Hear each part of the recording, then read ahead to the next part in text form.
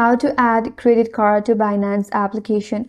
Hi everyone, this is Kate and welcome back to another video. And on today's video we will learn how we can add credit card to Binance application. So without any further ado, let's get started. First of all, launch the Binance application and make sure to log in into your account. So once you're on your home page, there you'll have an option as buy crypto. Tap on it. After that, you will land on different page where you have to choose your crypto. So according to your preferences, choose your crypto that you want to buy.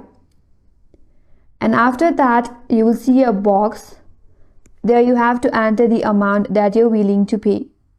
So enter your amount. After that, tap on add. And on the next page, you have to select your payment methods. There you will get an option as debit or credit card. Tap on it. Now on the next page, you have to enter your card information such as your card number, your expiration date and your CVV number. Once you have entered all your card information, tap on confirm, and after that your card will be added into Binance application. And that's all for today's video. Hope this video was helpful, and if you are new to our channel, consider subscribing. Thanks for watching and stay tuned for more videos.